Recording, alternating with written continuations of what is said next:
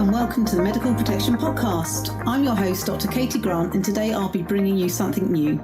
Medical Protection will be proudly hosting the Caribbean Medical Conference Spotlight on Risk on Sunday, May the 21st. This is an online conference going for about 2 hours, and did I mention that it's free? It is for both members and non-members, so do come along and join us. And as with any medical protection conference, you can expect to hear from a number of world leaders on a variety of topics. But we don't always get the chance to learn about the speakers in advance and how they came to be where they are today. So in today's podcast, I'll be doing just that and talking with Gareth Lock, founder of The Human Diver. Gareth has training in human factors science and learning from unintended outcomes, and he founded an organisation training in human factors globally. He's published a book, he's contributed to a number of articles, and I'm sure there's loads I've missed, Gareth. So we're going to come back to your incredible story shortly. So happy to have you here. Thank you for joining us. Brilliant. Thanks so much, Katie, for the invites, and really looking forward to the conference in May too. We are too. And I just have to say that I have demonstrated this morning a number of human errors within the process of trying to record this podcast. So I think this topic is something that absolutely is bang on the money for all of our members, whatever we do, whatever specialty we work in. So Gareth, I want to hear a little bit about you. I've mentioned that you've founded this organisation looking at human factors in the diving community, but how did you end up working in this quite niche area? So I spent 25 years in the Royal Air Force. I was a navigator on Hercules transport aircraft, and then went to go off and do a number of different studies, one of which involved looking at human factors in a little bit more detail. Military aviation's got crew resource management, non-technical skills as a core basis for our operations. And then I left the Air Force in 2015, having done flight trials and research development and procurement, so I've broad systems knowledge. And then set up my own training company. I started in the oil and gas business, started in healthcare, and then actually my passion was about trying to educate the diving community about what makes aviation safe and trying to bring that in there. So came together, put together online face-to-face training, publish a book, put a documentary together, which was actually motivated by a documentary many of your listeners may know about, Just a Routine Operation by Martin Bromley. Yeah, absolutely. And that's been a huge influence to me. And since then, more than 500 people face-to-face, more than a couple of thousand people online, and the book sold, I don't know, about 5,000 copies globally. And it's all about trying to create change by understanding human error and the fact that it's normal. Yes, I think that's something that I think, particularly as doctors, we sometimes find really hard to grasp, that actually, you know, there's always going to be a part of you that you can't sort of train out of making a mistake. But obviously, we're really familiar, and I was an anaesthetist. So yeah, Martin Bromley is, you know, very well respected. That story, you know, of his wife still, you know, has sent shockwaves through the, you know, the community, as you can understand it would. Yeah, and we're familiar with the medical and aviation analogy. But the diving one is something new, which is why we've asked you to speak at our conference, because it's an area that I know very little about. What really, can you give us, an idea of how you became a diver, first of all? What drew you into that? Because you're already a pilot, right? And I was a navigator, so I taught pilots where to go. So so even more important than the flying. Yeah, it's a directional consultant. Yeah, absolutely. And then what got you into another? I mean, are you an adrenaline junkie? I'm getting the sense. No. So what's interesting is that if you're an adrenaline junkie, you probably don't want to be in the diving space. It's like wingsuit flyers are about adrenaline, it's about control. So my diving story started in 99, and I did my basic open water diving class when I was on holiday in Greece. And I got introduced to the failures within the system straight away. So the final dive of my open water class was supposed to be a maximum of 18 meters. And we went up 24 meters because there was nothing to see at 18. And I went to fill my logbook in and write 24 meters. And the instructor said, no, you can't do that because we're only allowed to 18 meters. And I'm like, well, okay. And so 5 years later, I hadn't dived, and I went on a work trip to San Diego. And I went diving, and I had a couple of near misses on that. And I got back to the UK. And it's like, well, how do I report this near miss? I realized that actually there isn't really anything that's credible. So that was my sort of first peek. And I started digging into this and realizing that actually in the diving industry, really immature. We're about where aviation was 50 years ago, and we often blame the individual. So to your point about the doctors realize there's things that we can't control. Yeah. And actually, human factors is about designing systems to make it easier to do the right thing and harder to do the wrong thing. Yeah. So actually, even if you're ultimately professional, I could create a work environment which would force you to make the wrong mistakes because of time pressures or incorrectly placed equipment or incorrectly labeled equipment or lack of communication. And those things all apply to the diving space as well. How you communicate as a pre-dive brief, how you communicate underwater, how you make decisions, how we manage, I'm going to say risk, where actually we're managing uncertainties, which is done through heuristics and mental shortcuts, how we run an effective debrief to learn after the event.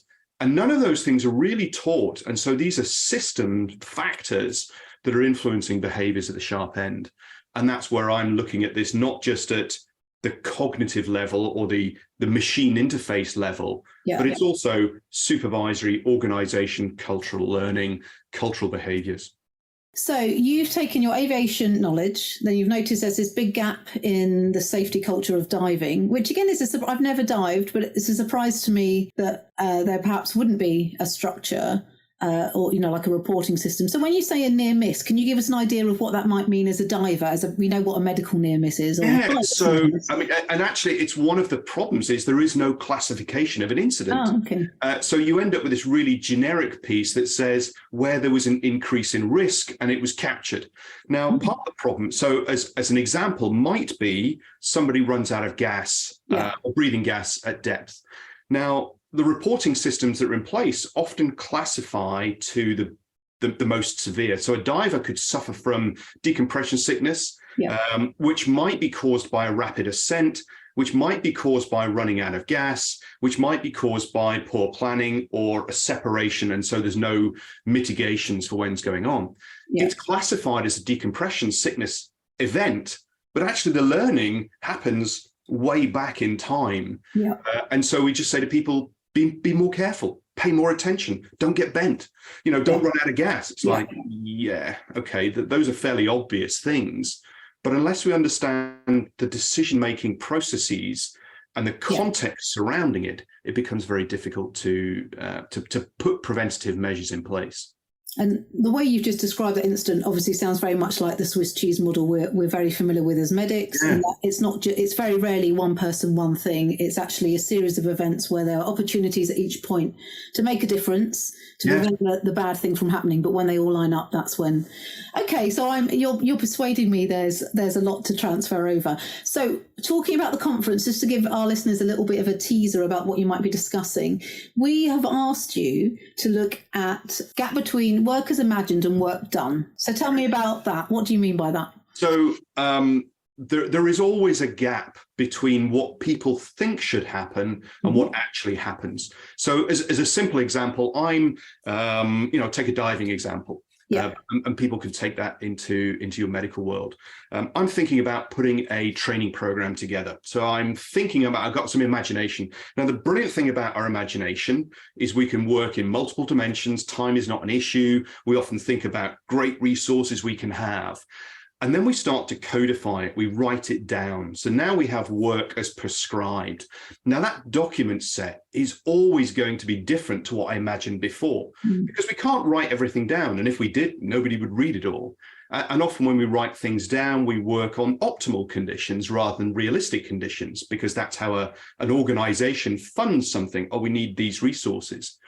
And then what would happen is if I gave you, as one of my diving instructors, that document set. Now, in one world, I'm a very punishment, punitive-based person, and you know that everything has to be done to standards. So I give you that document set and say, Katie, here's a new training program. I'd like you to go and teach it. And you pick it up and go, oh my God, Gareth has no idea how I actually teach or the context in which we're doing. And I'll say, okay, I'll come back in a couple of months' time, see how you're getting on. So I leave you to it. I don't do any checking, and I come back. And I say to you, how are you getting on? And he goes, brilliant. I'm teaching loads. It's all spot on, because if you're not teaching to standards, you're going to get punished. And so there's this gap between what you're actually doing and what's written down. Now, take this to a parallel universe. I'm a really nice, engaging, inclusive individual. And I'm thinking about this program. And as I'm documenting it, I say to you, Katie, can you come over here? Can you tell me how you would teach this? What are the pitfalls? What are the problems? And we co-produce that document set. And I say, off you go. And I'll check in every couple of weeks. Just tell me where things are wrong and we'll put things in place. Yeah. And so if I come back in 3 months' time and say, how are you getting on? You'll go, this is how I actually do that task. And the gap between work is imagined and work is done provides a risk or leads to a risk for organizations. Because if you don't have psychological safety and you don't have a just culture in place, you will never find out what work as done really is. And those people at the sharp end are always completing the design. That document set is always incomplete. It can never cover everything. And you have the expertise to close that gap. And as organizations, as leaders, you need to go and find out what work has done really happens. Because until something goes wrong, you do not know what risk your organizations are facing. And when something goes wrong, the regulator will look at your standards, your rules, and say, this is your work as prescribed. Yes. Why weren't people following it? The fact that people can't follow it, is by the by. So you have to work out that. So that's really what my presentation is going to be about, is understanding the gap between work as imagined, work as done, and what we can do to close that gap in practical terms. I mean, it's hitting so many nails on the head. I mean, lots of the cases we hear involve systems failing. So I know at the beginning you said about talking about a system, and that actually it's about designing a system that can't, or almost will minimize the risk of you failing. And I think that will resonate a lot with our doctors and dentists and other healthcare professionals throughout the world. The other thing is, as I'm thinking about checklists, as an anaesthetist, we love a checklist. Let's be honest. We love checks. We love checking our machines, our equipment. So I guess there's a few more parallels perhaps with the diving world. There's partial pressures and physics involved, which I have to say was not my favourite part. But again, there's a reason why we do it. But again, we will see, you go to a new trust and they might say, oh, we never fill in that checklist, or we only do that once a week. I know it says daily. So again, you're thinking, well, the trust is saying, do it daily. Why are you not doing it? Oh, well, it's too much hassle, or actually by the time we've undone it all and put it all back together, we don't have time. And I think a big issue you've potentially highlighted is that perhaps as leaders, organisations don't go to those people who are doing the jobs. So that gap is automatically there, right? So this to me is a slightly mind-blowing moment. That rather than, can I just pick up on the checklist? Yeah, please do. Actually, so the World Health Organization's safety surgical checklist is a fantastic tool, but it's a tool that sits inside a context. Yeah. And for organizations, they'll sit there and go, right, what's the compliance of that checklist? Yeah. Tick, tick, tick, tick, tick, it's all done. So you count them up at the end of the day, you count them up at the end of the week, and you punish people for non-compliance. So what happens is you go, tick, tick, tick, there we go, it's done. Yes. Did you actually execute the item that was in the checklist? Yes. No. And I can see you laughing about it, because this is what happens. This is about system design. What is it you reward and what do you punish? Because if you reward certain behaviors and you punish others, we will go towards the stuff we rewarded, and we will move away from the stuff we get punished for. And that gives the leadership a false indication. Yeah, all of our checklists are being done, and therefore we're safe. But they're not. I think that, in a way, people are probably lucky this isn't a vodcast and you can't see me rolling my eyes regularly, because this is very much hitting home, even though it was some years ago. I think the sense, because when you say checklist, I think you do get the eye rolling, particularly, the WHO safety check, we did it, and it took some time. It took time even to go around and introduce yourself. There were people in the team who'd be like, I'm not going to say what my name and job role is. And you'd be like, just tell us who you are. We all know who you are. Just play the game. And I think there is always that resistance, particularly in the medical community, is like, oh, another checklist, or management telling us what to do. So the fact that, again, just completing a form is a bit like a consent form. Completing a form doesn't mean you've done the process of consent properly. Yes. It doesn't mean that you've done the check just because you've ticked the boxes. And I think there is a cynicism perhaps in some medical fraternities that having a checklist is more of a tokenistic thing. So I'm what I'm getting from you is that this buy-in and the involvement has to be, it's not like a leaders and managers versus the workers, or, it has to be a collaborative thing. And I think that's hopefully what you've been able to create in your diving community. So can I just finish by asking you a question? Have you encountered resistance within the diving community if you're trying to sort of make things a bit more shipshape? Forgive the pun, or safer. Have you had resistance where perhaps people think, look, we've been doing this fine, Spot on. Okay. This bit, so we are hugely influenced by outcome bias. Things haven't gone wrong, therefore we must be doing things right. Oh, yeah. Or we haven't got any evidence that these factors are present, and therefore they're not relevant. It's like, but your incident reporting systems don't even ask for this. The investigations that happen are done by law enforcement or attorneys who are not interested about learning. They're looking, and the same evidence that would be used for learning would also be used for non-compliance. So there's a great quote from Sidney Dekker that talks about, you can either learn or blame, you can't do both. And that's really the outcomes we're talking about. And because it's such a novel topic, people go, but it's just common sense. They go, but it's not. And everybody who comes onto my training, 500 plus people, with the exception of one person, everybody got it. And that person who didn't get it is because they couldn't reflect. And they didn't like having a mirror held up in front of them and said, this is what your performance is like. And I mean, I deal with a self-selecting audience. So in that sense, it's beneficial. But in the majority of occasions, people go, we don't need to do that. Or they sit there and go, it would cost our organization too much to scale this. They go, well, start now with the small bits, and we can start by changing the language. And that doesn't cost you anything. But there are so many parallels, Gareth. That sense that people don't want to ask a question because they don't want to hear the answer, that kind of thing. Have you ever asked about X, Y, Z? We're thinking about fatigue yesterday. I was at, a houses of Parliament talking about fatigue in doctors. And there's places where they don't even want to think about whether doctors or nurses are tired, because actually, if they are tired, what does that mean for rotas? What does that mean for safety? What does that mean for liability within the organisation? So it's almost like you don't want to ask questions for fear of opening that box. But of course, that is the whole point, isn't it? That someone has to ask those questions, because you don't want to wait till somebody has an incident and dies. And I'm interested by your 1 out of 500. I wonder if this person, will they reflect, or will they actually, I don't know, will it take a near miss or something for them to think about it? And can I ask, do you look at near misses as well? Is that part of your? So running I don't like the term investigation, but I don't know another word. Learning review, learning from an intended outcome. So I run a program which is all about understanding context and influential factors, not about causality. It's too easy to pigeonhole things. And I know that many organizations use like taxonomic basis for incidents, and they go ding, ding, ding, ding, ding. Now, the problem is you either shoehorn something in that doesn't fit, you put it into other, and then there are loads of others that are out there, or you end up with loads of extra nano codes, and then people don't know what it is. People want numbers, data. That's what the research shows. Management want reports and data. Operators, practitioners want stories. And stories take time to tell. They take time to unearth, to get out. Because as you have a dialogue, somebody will say something, oh, how did that make sense for you to do that? And then you go down a little rabbit hole.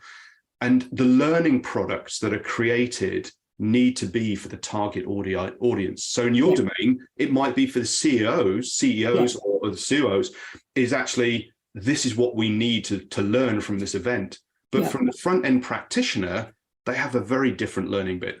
And normally what happens, you get a 50-page report and go, boom, there you go. Somebody picks it up and goes, too much, can't read that. And so the learning's lost. I'm fascinated by the idea of stories versus data. Because we have this psychological. We have the psychological analysis. We had something done here, and someone said, "Oh, you're very data driven." I was like, "Sorry," and they're like, "You use too much data when you're talking." I'm like, "I think you've got me confused." But actually, that sense that some of us respond to stories, and again, like with an anaesthetic mistake, it would go through the hospital like sequentially. It would get slightly mutated, but everyone would be, someone had an anaphylaxis death, so that literally gave the drug, the patient just, airway closed up, couldn't get a tube in, and then for probably years after that, anyone who'd heard about that story was really on hyper alert for an anaphylaxis. Every time you gave a drug and somebody went a bit wheezy or got a rash, everyone would jump to that horrifying conclusion. And it's almost that sense you learn, like you said, you learn from the story, you learn from that sense of being in the place. Yes, Gareth? So that makes a really interesting one of the biases we have, the confirmation bias. So now we jump to it's an antibiotic effect. Yes. That's what it is, and what we end up channeling down that. You're ignoring all the other evidence because you've got your mind set on the worst case scenario because it happened to your best friend last week. Yeah, I think this is fascinating, and I'm so excited. I'm going to be at the conference anyway. So, but if I wasn't, I would log in just to hear Gareth's story. So I think we better wind things up because I don't want Gareth to tell us all the great stuff because we need to say something for the conference. Brilliant. So we've reached the end of today's podcast. So if you do want to hear more from Gareth, and why wouldn't you? There's going to be diving. There's going to be drama. Come along. It's on May the 21st and it's 1 p.m. to about 3:15 p.m. Trinidad time. Like I said, it's free for everybody, so please go online to our website and register. Also, there'll be a link in the description below if you want to click and register there. And I just want to say thanks again to our guest, Gareth Lock, and I cannot wait to see you in May, Gareth. Thank you so much for your time. Brilliant. Thank you very much, Katie. Love to be here. And as you can tell, I love talking about this stuff and really looking forward to the conference. Great. We'll see you in May.